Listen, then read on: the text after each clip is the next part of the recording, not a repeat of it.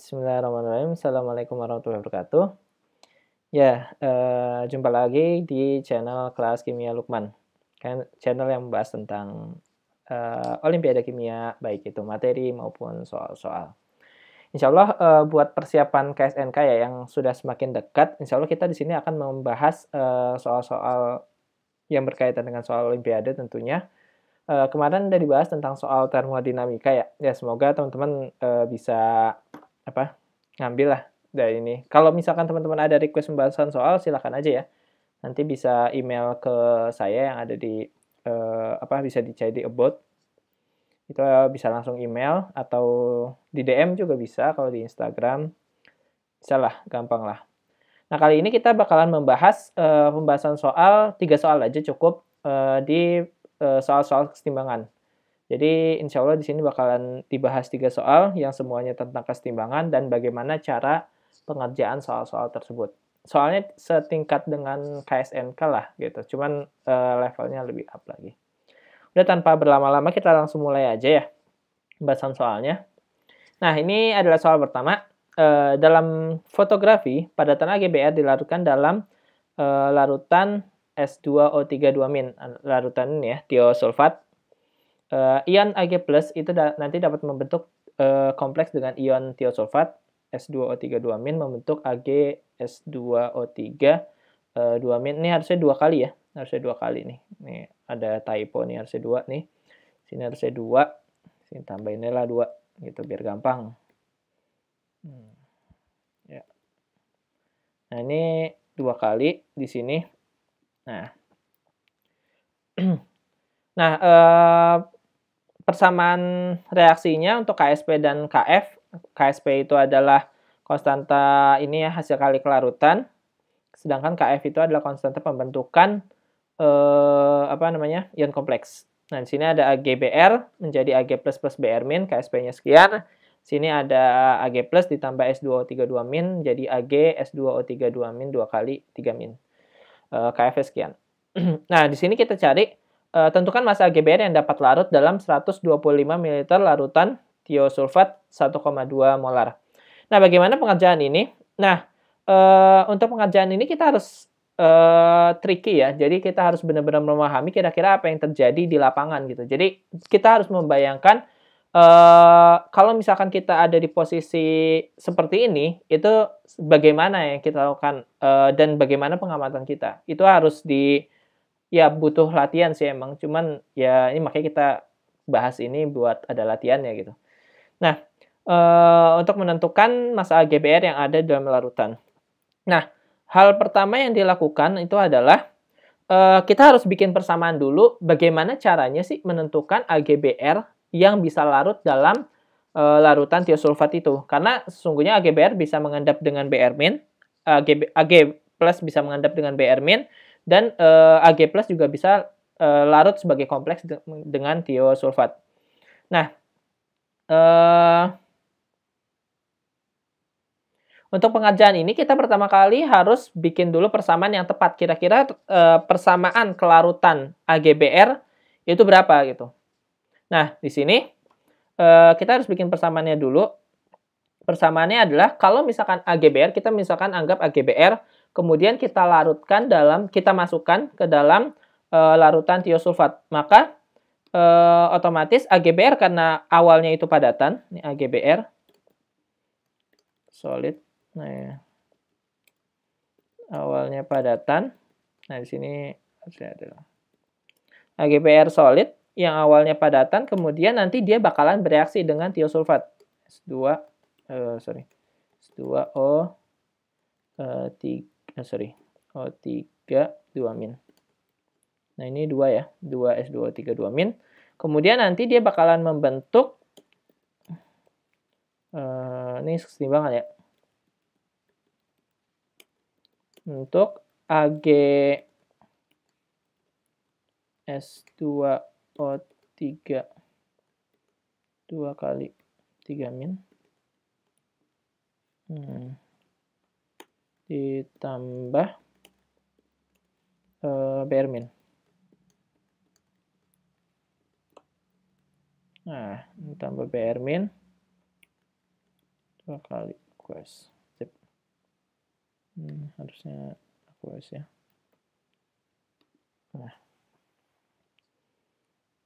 Nah, jadi persamaannya seperti ini ya. Jadi kalau misalkan kita perlebar, AGBR ditambah S2O3 2 min menjadi AGS2O3 2 kali 3 min ditambah BR min. Nah, seperti itu. Nah, terus untuk menghitung kelarutan AGBR, kita misalkan, kita kan sejatinya kan nggak tahu nih, berapa sih jumlah AGBR yang bisa larut dalam larutan tiosulfat tersebut. Nah, karena kita nggak tahu, ya misalkan kita lambangkan saja sesuatu yang kita tidak tahu itu misalkan dengan sesuatu. Ya, misalkan S ya, kita lambangkan sini dengan S, karena kelarutan biasanya dilambangkan dengan S. Nah, sementara ini yang mula-mula ya, jadi mula-mula, sementara mula-mulanya itu kita misalkan masukin sebuah nilai, kita masukin sebuah nilai, mula-mulanya kita anggap bahwa S ini merupakan jumlah maksimum AGBR yang bisa larut dalam larutan tiosulfat. Sedangkan larutan tiosulfat sendiri pada awalnya itu memiliki konsentrasi 1,2 molar. Ya kan, di soal di 1,2 molar. Sementara di awalnya itu tidak ada pembentukan Ag tiosulfat dan juga tidak ada pembentukan Br minus, karena emang dua senyawa tersebut tidak ada, dua spesies tersebut tidak ada pada awalnya. Karena awalnya kan cuma ada tiosulfat ya. Dan kita ingin memasukkan nilai lain nih, si AGBR-nya. Nah, ini nggak ada. Nah, setelah itu apa yang kita lakukan? Nah, karena kita menganggap bahwa S ini merupakan konsentrasi atau jumlah maksimum yang bisa larut dalam tiosulfat, maka otomatis di sini kita bisa lihat bahwa ketika dia bereaksi, maka dia bakalan berkurang semua S, dan sini menjadi min 2S seperti itu. Sedangkan di sini jadi S dan sini jadi S seperti itu. Oke. Nah, berarti ini saat bereaksi ini bakalan berkurang S, berkurang 2S, berkurang. Nah, ini berkurang, ini harusnya tidak. Ya, berkurang 2S dan di sini bertambah S dan bertambah S. Nah, seperti itu. Aduh, udah baru terbit matahari. Nah, ini min S, di sini min 2S, di sini S, di sini S. Nah, seperti itu ya. Jadi jadi kenapa? Karena kita menganggap bahwa S itu merupakan kelarutan maksimum dari AGBR. Maka di sini sesuai dengan koefisien, di sini min 2S, di sini S. Nah, setelah itu apa? Setelah itu ternyata pas setimbang, berarti kan kita udah buat ya. Berarti pas timbangnya itu kita bisa lihat ini saat setimbang di sini tentu saja habis. Di sini jadi 1,2 min 2S. 1,2 min 2S, di sini S, di sini S. Seperti itu. Jadi saat setimbang bentuknya seperti ini. Nah, yang menjadi pertanyaan adalah ketika saat setimbangnya kita udah tahu nih, saat setimbang adalah yang tiosulfatnya 1,2 min 2S dan ininya adalah S dan ini adalah S. Kita sudah tahu di bagian setimbangnya. Dimasukin dulu. Di copy. Nah, ini udah tahu kita.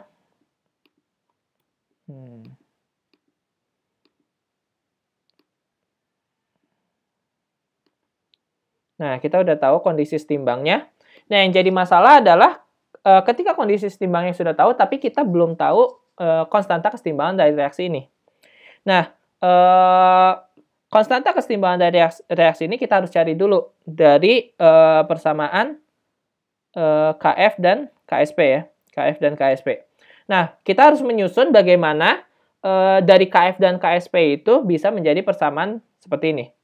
Nah, kalau misalkan kita copy, KF itu, persamaan KF itu adalah AGBR, AGBR, padatan AGBR, menjadi, iya benar. Menjadi AG plus ditambah dengan BR min. Nah, tentu saja ini AQS dua-duanya. AQS dua-duanya. Nah, di sini Sehingga di sini kita dapatnya itu adalah KSP, tentu saja ya. KSP di sini. W. Nah, sementara kalau misalkan KF-nya itu adalah Ag plus aqueous ditambah 2S2O3 2-. Sini aqueous ya. Menjadi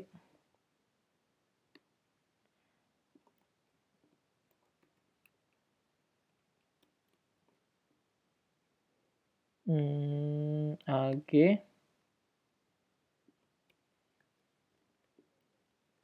S2O3 2 kali 3-. Nah, ini KF.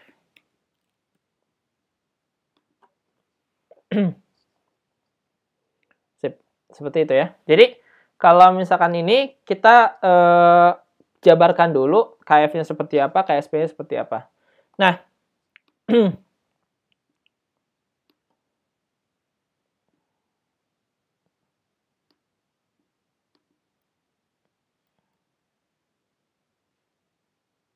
balik ke awal lagi. Nah, ketika KF-nya seperti ini, kan ini KSP ya. KSP-nya seperti ini, KF-nya seperti ini. Nah, ternyata persamaan kita ingin membentuk persamaan seperti ini. Nah, kalau misalkan dilihat dari model KSP dan KF-nya, berarti sebenarnya kita tinggal menjumlahkan saja persamaan dari KSP dengan persamaan dari KF. Nah, kalau kita jumlahkan, ini nanti Ag plusnya bisa saling coret, sehingga nanti isinya adalah AgBr ditambah 2 tiosulfat menjadi Ag tiosulfat ditambah Br-. Nah, sehingga di sini kita bisa lihat ya, bahwa nanti nilainya adalah bentuknya seperti ini. Karena ini adalah hasil penjumlahan dari dua reaksi ini, maka kita tahu dari sifat kesetimbangan ya, kalau misalkan reaksinya dijumlah, maka kesetimbangannya dikali, maka kita bisa lihat bahwa nilai K itu sebenarnya adalah KF kali KSP. KSP. Ini adalah KF kali KSP. Nah, ini kecilin. Nah, ini ya. Berarti kita udah tahu nih bahwa ternyata konstanta kesetimbangan dari reaksi kita yang ini itu adalah KF kali KSP. Nah, setelah itu gimana? Ya udah, kita tinggal masukin ke persamaan kesetimbangan saja, bahwa di sini tahu bahwa K sama dengan, nah ini masukin persamaan ini ya. Gini aja, KF kali KSP KSP itu sama dengan konsentrasi Ag S2O3 2 kali 3-.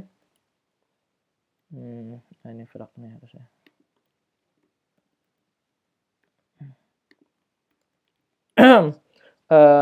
Dikali dengan konsentrasi Br- ya, karena dia kan ini ya, aqueous dibagi dengan konsentrasi S2O3 2- kuadrat tentu saja.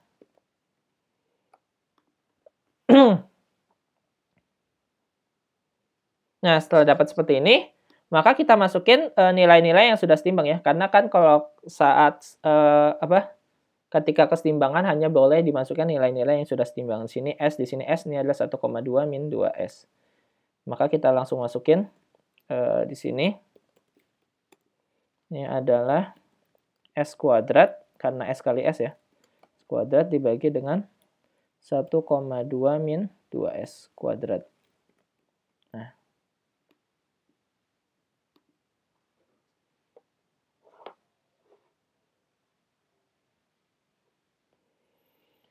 Nah, dari sini kita langsung masukin aja nilai-nilainya ya. Nilai-nilainya, sedangkan KF dan KSP-nya itu adalah hasil kali KF kali KSP. Di sini KF-nya itu adalah 5,4 kali 10 pangkat min 13. Di sini 2 kali 10 pangkat 13, berarti hasilnya tinggal 2 kali 5,4 ya, alias 10,8. Maka di sini 10,8. 10,8. Sama dengan seperti ini. Nah, selanjutnya ya udah kita selesaikan saja. Ini berarti kan bisa kita akar ya. QRT 10,8 karena ini sama-sama kuadrat sama dengan bawah atasnya S, di bawahnya itu 1,2 min 2S. Nah, seperti ini. Oh, udah, terus nanti dapat S-nya. Nah, tapi kita harus ingat ya bahwa S yang di sini adalah dalam molar ya. Satuannya dalam molar. Maka kita harus cari dulu. Kita coba cari di, mungkin yang udah pernah pelatihan sama saya tinggal ini ya. Bisa dilihat, sering banget saya pakai Wolfram Alpha kalau misalkan mau ngitung. Ya, toolsnya bagus sih. Wolfram Alpha. Aduh, koneksinya bermasalah. Nah, ini. Jadi bisa, soalnya Wolfram Alpha itu bisa masuk, bisa ngebaca ini sih. Mirip banget dengan codingannya dengan latex, jadi bisa ini tinggal solve. Nah, seperti ini. Yuk, biarkan mereka menghitung.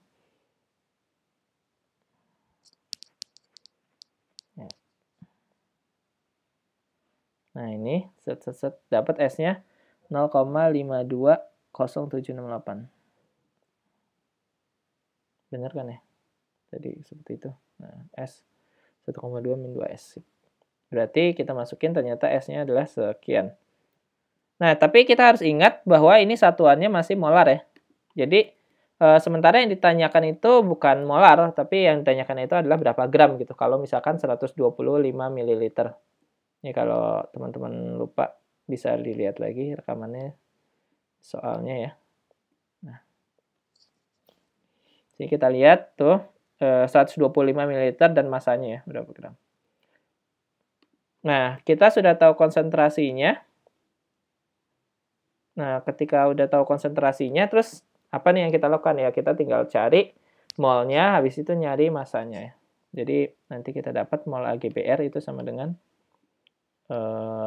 mol AgBr. Langsung aja masalah ya. Massa AgBr itu nanti sama dengan molaritas AgBr dikali V dari tiosulfat, natrium tiosulfat S2O3 dikali dengan molaritas AgBr kali V tiosulfat dapatnya mol dikali dengan MR ya. MR dari AgBr. Nah, seperti ini.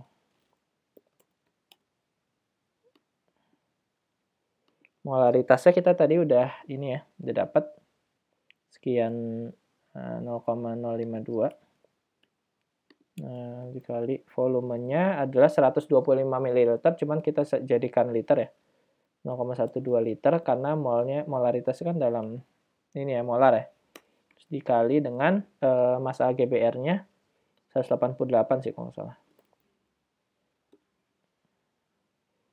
AgBr 187,77. 187,77. Nah, ini tinggal kita cari lagi. Pakai Wolfram Alpha lagi. Nah, jadi simple lah. Cuman ini Wolfram Alpha sistemnya sistem ini ya. Europe dan ini. Jadi harus pakai titik dot gitu, bukan pakai koma. Ini 12,223 gram. Oke, berarti otomatis kita sudah tahu masanya itu adalah 12,223 gram. Oke, nah ini adalah hasil kita.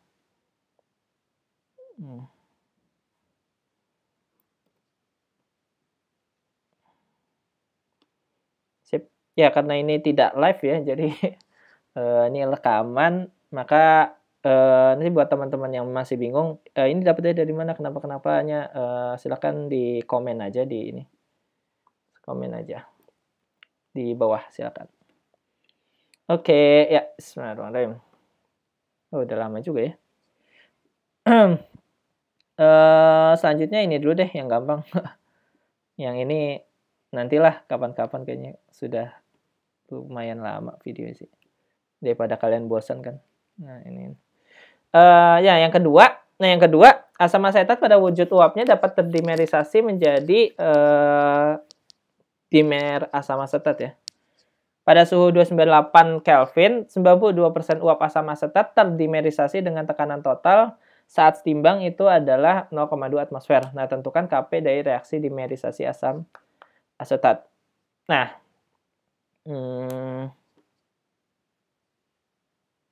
nah ini gimana ini? Nah, di sini kita bisa lihat ya bahwa pada wujud uapnya asam asetat dapat terdimerisasi menjadi dimer asam asetat ya, CH3COH 2 kali. Pada 298 Kelvin, uap asam asetat nih uap asam asetat ya. Jadi semuanya itu dalam fase gas. Terdimerisasi dengan tekanan total saat setimbang adalah sekian. Tentukan Kp saat reaksi terdimerisasi. Nah, gini ya. Misalkan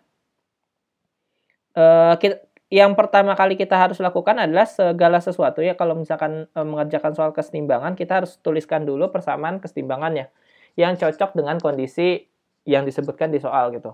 Nah, karena di sini kondisinya ada di mana asam asetat itu kemudian berubah menjadi dimernya, berubah menjadi dimer asam asetat, maka secara persamaan kimia bentuknya kayak gini, CH3CO2H 2 misalnya.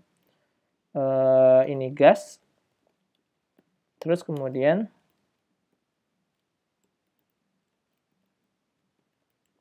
dia menjadi CH3CO2 kali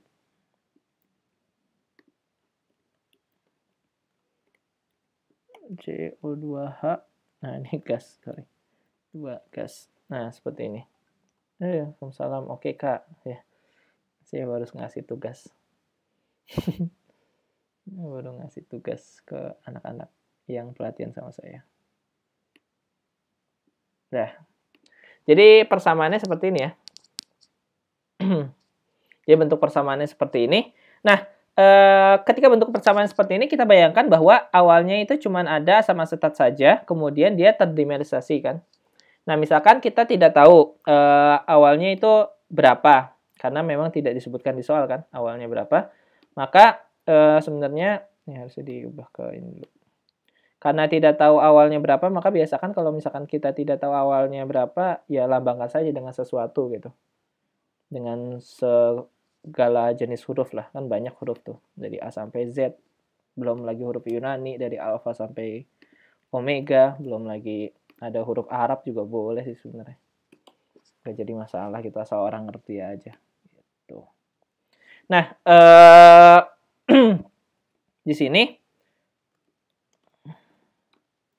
ya, di sini mula-mula, nah ini mula-mula, misalkan kita nggak tahu ininya berapa, maka kita anggap dia P0. Sementara di sini emang belum ada apapun. Ya, karena sesuai informasi soalnya ya, jadi jangan ngarang-ngarang ya. Pelajaran mengarang cuma ada di bahasa Indonesia. Nah, jadi ini jadi seperti ini, misalkan awalnya P0 dan ini mula-mulanya emang tidak ada ya. Nah, kemudian dia bereaksi kan menuju ke menjadi dimernya. Nah, di sini diketahui informasi bahwa pada suhu 298 Kelvin 92% dari uap asam asetat telah terdimerisasi gitu.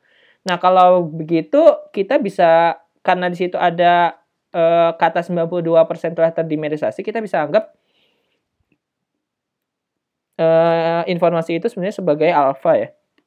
Jadi jumlah yang telah terdimerisasi kali alfa terdimerisasi. Dan sini otomatis kalau misalkan 92% dari itu telah terdimerisasi, maka sesuai dengan koefisien berarti ini setengahnya. Setengahnya, dia terbentuk setengahnya.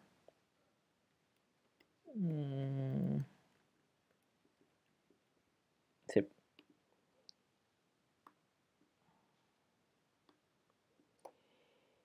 Nah, ini setengah alfa kali P0. Ya, karena ini ya, sesuai koefisien ya.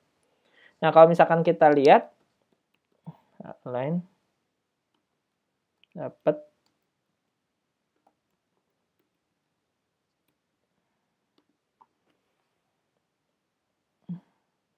nah ini, oh ya.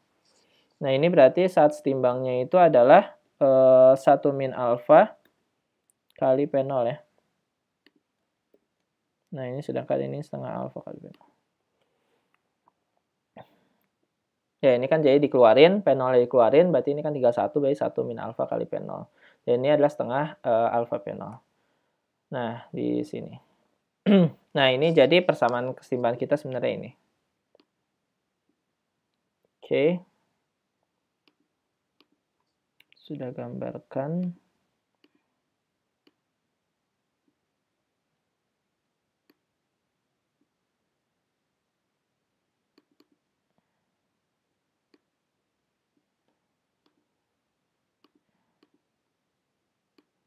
Sip. Oke, nah, terus informasi ketiga itu kita dapat bahwa tekanan total saat setimbang itu adalah 0,2 atmosfer. Nah, tekanan total saat setimbang berarti kita jumlahkan saja bahwa 1 min P0 alfa ditambah setengah P0 alfa. Jadi ini P totalnya ya. P total itu sama dengan 1 min P0 alfa. 1 min alfa P0. 1 min alfa kali P0 ditambah setengah kali P0. Nah, seperti itu. Nah, dari sini sebenarnya bisa kita masukin ya nilai-nilainya. Bahwa P alfanya, jadi kan ini totalnya berarti berapa? 1 min alfa P0, setengah alfa ya. Ini harus setengah alfa. Setengah alfa P0. P0 berarti otomatis di sini bisa kita total bahwa sebenarnya PT-nya itu, P totalnya itu adalah 1 min setengah alfa. Gitu kan. Setengah alfa kali P0. Nah, seperti itu. Nah, kenapa? Karena di sini kan min alfa P0 ya, ini tambah setengah alfa P0, berarti hasilnya itu min setengah alfa P0, maka jadi bentuknya seperti ini. Nah, dari sini sebenarnya kita bisa tahu bahwa nilai P0 kita itu adalah PT dibagi dengan 1 min setengah alfa. Nah. Sip. Nah, ini udah dapat ya. Kita udah dapat persamaan P0-nya. Udah persamaan P0-nya. Sip. Ini saya sengaja bikin ini ya, bukan apa, saya sengaja bikin step-step kayak gini. Jadi tidak langsung saya ini kan bisa aja kan saya langsung bikin dulu terus langsung saya tunjukin. Jadi biar pertama alasannya biar kalian paham ya, jadi bukan karena malas ya, biar kalian paham step-stepnya. Yang kedua ya karena hoream juga sih bikin itu duluan. Jadi mendingan langsung kayak gini. Jadi durasi videonya kan lebih lama kan. Ya biar nggak bosen. Nah, udah. Yang ini di sini P0 kita udah dapat P0 sama dengan PT per 1 min setengah alfa. Nah, setelah seperti itu kita udah dapat seperti ini, maka P0-nya kita udah dapat, maka sebenarnya kita tinggal masukin nilai KP-nya. Bahwa KP-nya itu sesuai dengan persamaannya ya. Bahwa KP itu adalah P dimer asetat CH3 CO2H, P dimer asetatnya ini ya. Produknya per reaktannya itu adalah P asetat kuadrat. P kuadrat dari asetat. CH3 CO2H.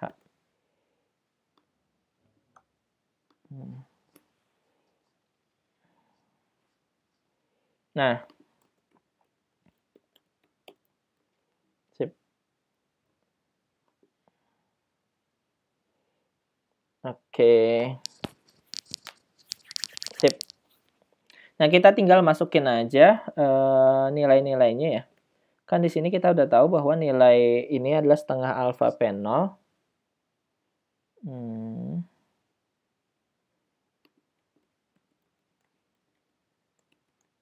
Setengah alfa kali P0. Nah, terus habis itu di bawahnya tentu saja ini adalah 1 min alfa kali P0. Nah, maka otomatis di sini kita kasih kuadrat, di sini juga kita kasih kuadrat ya, P0 kuadrat. Nah, seperti itu.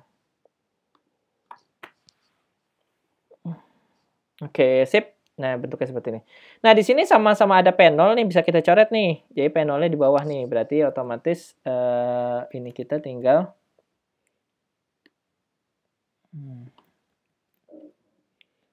ini alfa P0 nih, coret aja.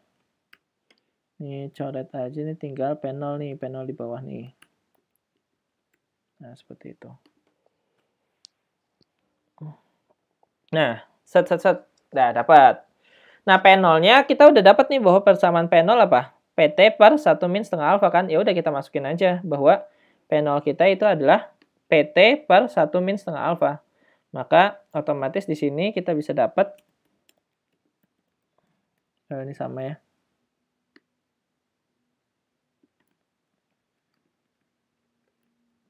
P0 kita itu adalah PT per 1. Nah, PT-nya berarti di bawah nih karena P0 kan di bawah nih. PT-nya di bawah. Sementara ini adalah berapa sih tadi? 1 min setengah alfa. 1 min setengah alfa. Gitu.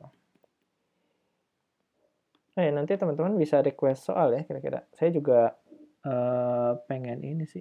Ngadain. Ngebahas soal-soal TO yang biasanya ada di kompetisi-kompetisi lembaga-lembaga kayak gitu.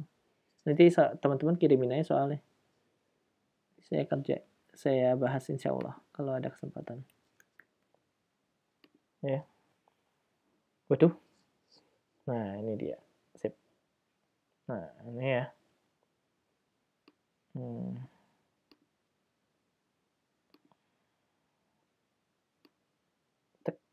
Sip.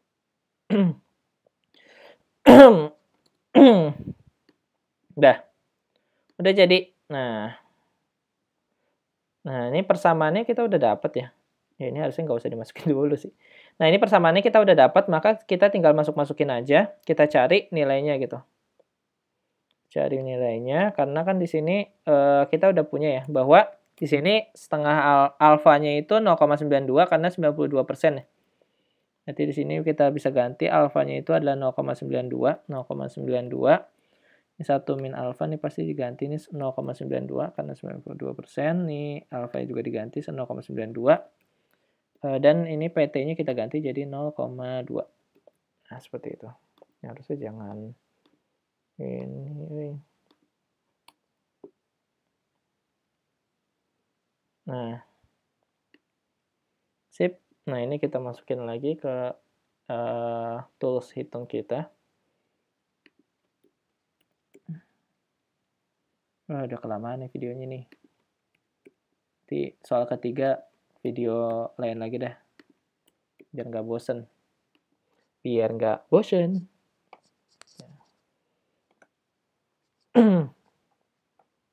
Assumption identification. Nah, ini hasilnya 194,625. Nah, tuh 194,0625. Nah, berarti hasilnya adalah 194,0625. Nah, berarti KP-nya itu adalah 194,0625. Seperti itu. Nah, KP itu nggak ada satuan ya. Jadi, jangan pernah naruh satuan. Jadi, meskipun Nanti deh kapan-kapan saya jelasin deh. Jadi meskipun, di sini ada tekanan, jadi kan kalau ini kan tekanan, ini tekanan kuadrat berarti harusnya kan, ininya, apa, satuannya atmosfer Fahrenheit 1, tapi sebenarnya itu salah ya. Jadi sebenarnya, yang benar itu, Kp itu segala jenis K, baik Ka, Kb, Kc, Kd, Kp, Kf, Kw, Kx, Kd, terus apa lagi ya? K apa lagi ya? Ka, Kb, Kc, Kd, nggak ada, F ada, G, H, Kh, Kh ada, I nggak ada, J nggak ada, K nggak ada, L nggak ada, M nggak ada sih Km, Km, N nggak ada, O nggak ada, OP ada, Kp, Q nggak ada, R nggak ada, S, Ksp, T nggak ada, U nggak ada, V nggak ada, W ada, Kw, PW, X nggak ada, X ada sih, KX, Y nggak ada, Z nggak ada. Nah, dari 10 jenis K itu sebenarnya tidak ada yang memiliki satuan ya. Nanti kapan-kapan saya jelasin deh kenapa sih si K itu nggak memiliki satuan. Ini karena ini sih, karena sebenarnya rumus K yang selama ini kita pelajari itu kurang tepat sebenarnya gitu. Karena kita selalu belajar K itu adalah produk dibagi reaktan, tapi sebenarnya nggak apa. Dan produknya ini lagi tekanan, konsentrasi. Nah itu sebenarnya ada yang missing link gitu. Jadi sebenarnya K itu jadi tidak ada satuan ya. Jadi jangan pernah menaruh satuan di K gitu. Makanya saya juga aneh sih kalau misalkan ada buku SMA yang bilang bahwa K itu punya satuan gitu. Apalagi ditanyain satuan K-nya apa gitu. Itu kesalahan besar gitu. Seperti itu. Nantilah kapan-kapan. Ya udah ya berapa menit nih? Lupa lah kayak gitu. Ya cuman di sini. Untuk soal terakhir kayaknya nanti aja diiniin karena mungkin videonya udah kepanjangan ya daripada kalian bosen. Kan karena ini kan bukan video entertain ya, ini video edukasi.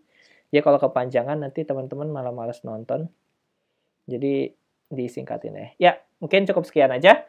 Pembahasan 2 soal kesetimbangan ya lumayan ya. Nanti kita lanjut lagi untuk materi-materi lain. Nanti kalian kalau mau request soal silakan ya.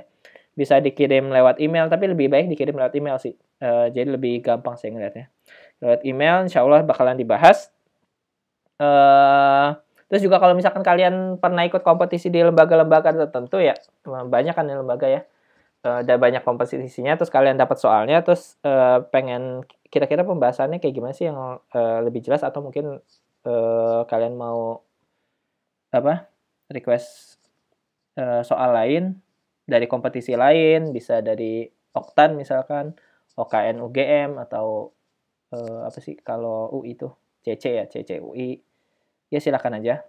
Ya mungkin ditutup aja. Terima kasih. Assalamualaikum warahmatullahi wabarakatuh. Ya kita